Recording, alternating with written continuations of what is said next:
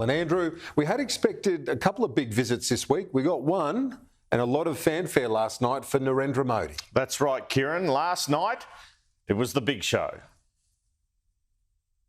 I said to my friend, the Prime Minister, before, the last time I saw someone on the stage here was Bruce Springsteen, and he didn't get the welcome that Prime Minister Modi has got.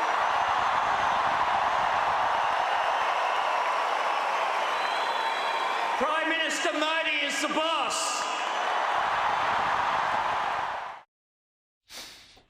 Well, this was actually reminiscent of a visit Narendra Modi made in 2014 to Sydney when he had travelled to Brisbane for the G20.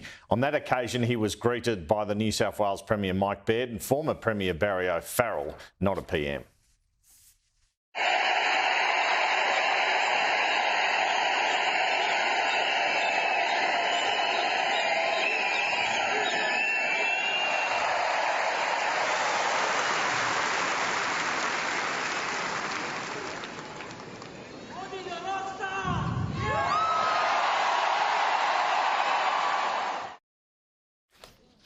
But what this visit last night and this morning led to was a series of questions for both the PM and Foreign Minister about India's human rights record and its failure to condemn Russia over the Ukraine war. He's sort of reduced press freedoms, he discriminates against minorities, he's accused of watering down democracy. He seems a bit of a tyrant. Well, India is, of course, the world's largest democracy. It's the world's most populous nation now. Right. And Prime Minister Modi is certainly popular, not with everyone, it's a democracy. No. So he's had to be tough to do that, with in other words. A majority of people. So look, I don't pass that. It's not up to me to pass a comment on some of the internal politics in India.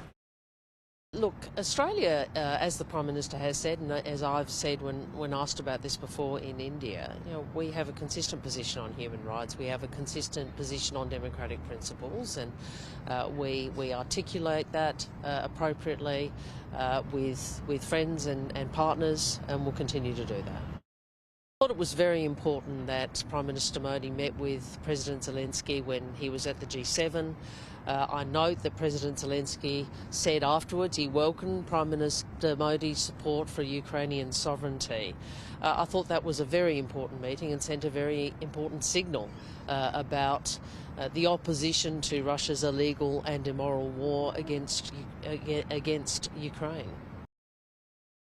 Well, the Indian PM didn't answer questions from journalists today, but he did have his own advice in terms of Australian domestic issues, saying he discussed the desecration of temples by Sikh separatists with the Australian Prime Minister.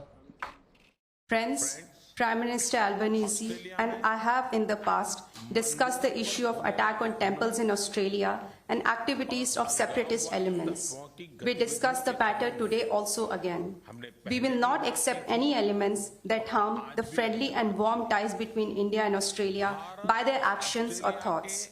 I thank Prime Minister for the actions that have already been taken. Prime Minister Albanese has once again assured me today that he will take strict actions against such elements in the future also. So a bilateral between the Prime Ministers, and he also met the opposition leader Peter Dutton, Kieran, which meant Susan Lee had the chair for a couple of questions in question time.